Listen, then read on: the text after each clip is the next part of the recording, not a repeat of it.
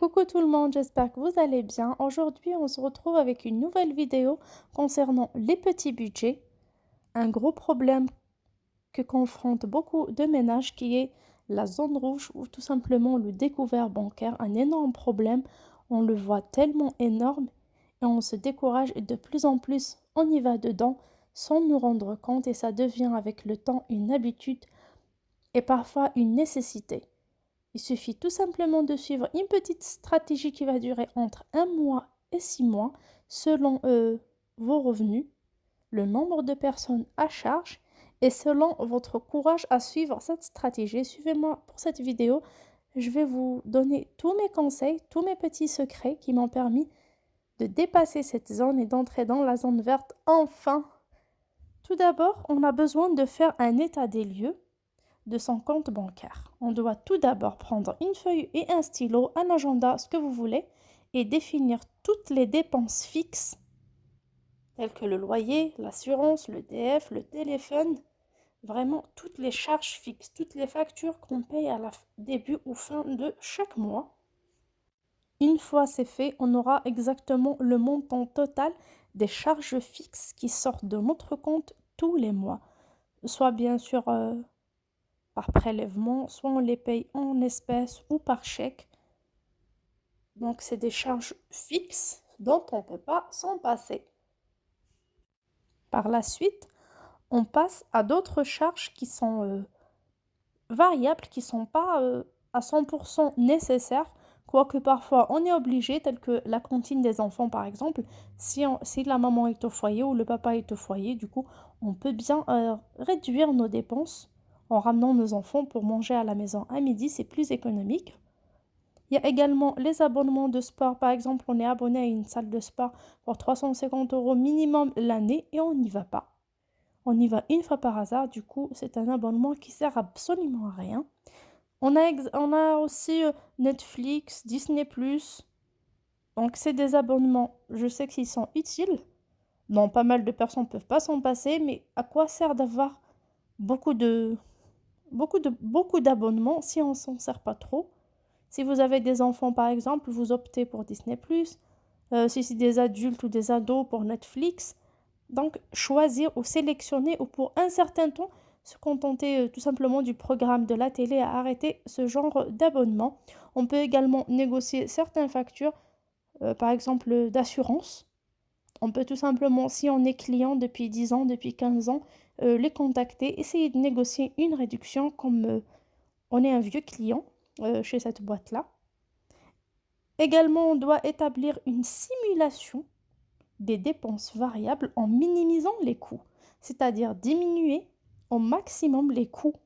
Par exemple, j'ai des coûts, les coûts de course par exemple, je dépense 300 € par mois, 600 € par mois, ça dépend des foyers. 600 € pour moi, c'est trop si on est à 2 ou à 3. Par contre, si on est 8 ou 7 personnes, c'est vraiment juste. Donc, dans tous les cas, on essaye de diminuer un petit peu. Diminuer comment? En réduisant certains achats, par exemple. Oublier pour un certain temps les grandes marques, baisser un peu la gamme. Par exemple, des produits à premier prix, tels que des produits de base, le sucre, la farine, l'huile, les pâtes. C'est toujours des pâtes, que ce soit des Panzani ou des pâtes EcoPlus ou des pâtes Pousse au champ, c'est pareil, c'est juste le prix qui diffère. Ce sont toutes des pâtes, elles ont le même goût. Vos enfants ne vont même pas se rendre compte, vous aussi. Du coup, jouez sur cet aspect-là afin de diminuer un peu. C'est important de diminuer sur les factures qui sont variables. Le nombre de jours, par exemple, que vous mettez votre enfant au centre ou à la cantine, si vous êtes disponible ou papy ou mamie peut récupérer. Donc, au lieu de mettre toute la semaine, donc mettre de temps à autre, ce qui fait diminuer jusqu'à la moitié, jusqu'à 50% pardon, vos coûts de facture. Donc ce sont des points importants auxquels on doit penser. Par exemple, ne pas faire son shopping tous les mois. Définir par exemple si j'ai besoin de m'acheter une basket, c'est pas tous les mois, c'est pas tous les mois que je fais du shopping, surtout quand on est pendant cette période serrée où on est en zone rouge. Il faut vraiment faire très très attention, serrer un peu la ceinture et par la suite vivre à l'aise loin de cette zone rouge-là. Un point important, faire un schéma de remboursement entre 1 et 6 mois. Moi, ça m'a pris 3 mois. C'est selon votre montant de découvert atteint déjà, selon vos revenus. On ne peut pas dire à une personne de rembourser 600 € en 1 mois ou en 3 mois ou en 6 mois, de la même façon qu'une autre personne, sachant qu'ils n'ont pas les mêmes revenus. J'ouvre une parenthèse ici. Les revenus sont différents. Il y a 2 personnes qui touchent le SMIC, mais une personne avec enfant en charge, une personne sans enfant, une personne qui reçoit des aides de la CAF, une personne qui reçoit la pension alimentaire, une personne qui reçoit l'APL ou pas, ce n'est pas pareil. Donc toutes ces aides, toutes ces options sont des revenus, il n'y a pas que le salaire. Donc déjà, en définissant tout au départ, comme je vous ai dit, les charges fixes qui sortent de votre compte bancaire tous les mois, c'est du total de vos revenus que vous allez déduire ce montant afin de voir vers la fin quel montant vous reste afin de vous nourrir, de rembourser votre crédit par exemple ou de couvrir votre découvert bancaire. Pour notre schéma de remboursement qui varie entre 1 et 6 mois selon le montant, vous allez l'établir selon vos dépenses mensuelles et selon vos revenus, le total des revenus.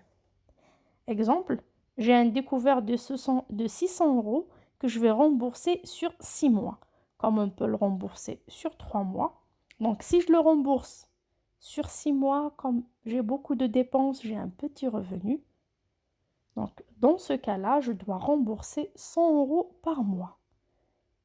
Donc, c'est un exemple très très simple. Il suffit juste de se concentrer un peu, d'être motivé, d'avoir une feuille et un stylo et je vous promets que ça va s'arranger. J'ai un exemple de découvert bancaire de 600 € que je dois rembourser. Je me fixe un objectif, je dois le rembourser au maximum dans 6 mois. Ce qui me fait 600 divisé par 6. Ce qui me fait 100 € par mois. Comme on peut rembourser 50 € par mois, c'est selon vos moyens, bien sûr. Donc, j'ajoute les 100 € à mes dépenses fixes chaque mois. Et ça sera pendant 6 mois. J'ai 600 à rembourser pendant 6 mois, ce qui me fait 100 € par mois. Du coup, en établissant le total de mes dépenses mensuelles, loyer, eau, gaz, électricité, tout ça, toutes ces factures, j'ajoute à toutes ces factures un montant de 100 € pour couvrir mon découvert bancaire mensuel. Ça sera sur une feuille, ça sera écrit. Comme ça, je saurai quelle somme me reste à dépenser, sachant que si j'ai un petit revenu, même si je rembourse que 100 € ce mois-ci, le peu d'argent qui me reste, je vais jouer sur mes courses, sur les vêtements, sur toutes mes autres dépenses, sachant qu'avant la fin du mois, je serai déjà à découvert de 500. Parce que j'ai pu faire des petites économies par ici, par là, afin d'atteindre l'objectif de payer 100 € de découvert ce mois-ci. Le mois prochain, il me restera que 500. Le mois d'après, 400, 300, 200, 100 €.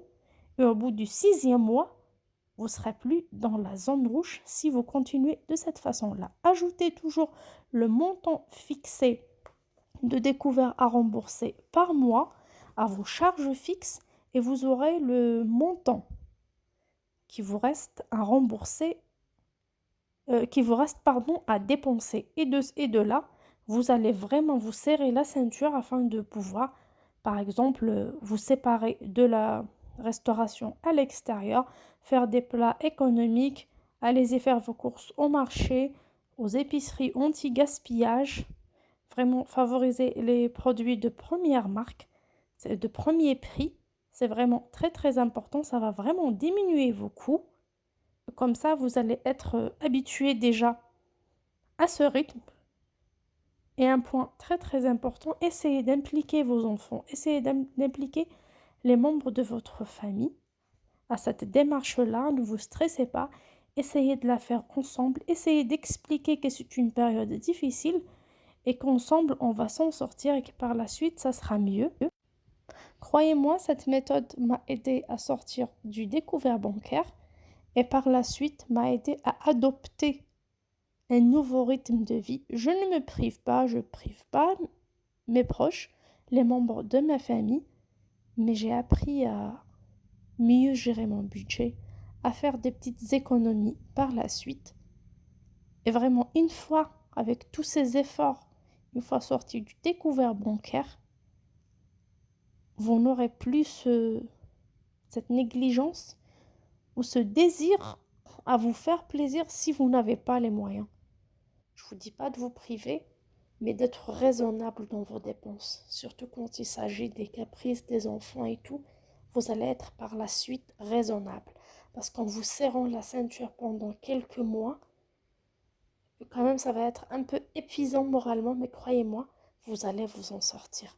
Une fois dans la zone verte, c'est le souffle, c'est le repos, c'est le repos mental et psychologique, c'est vraiment la paix intérieure, surtout pour les pères et mères de famille. Vraiment, c'est un grand soulagement. Croyez-moi, c'est une très très bonne méthode qui marche très bien et je vous promets que dans d'autres vidéos, je vais vous dévoiler plus d'astuces pour mieux gérer votre budget, pour ne pas arriver à ce grand découvert bancaire une autre fois, à mieux gérer votre foyer, à avoir des économies et surtout à aller de l'avant. Il n'est pas impossible de rêver, il n'est pas impossible de faire des projets, il n'est pas impossible de changer sa vie. Il faut juste savoir planifier, savoir dire non, savoir dire que ce n'est pas le moment. Je vous dis à très bientôt sur ma chaîne. Ciao!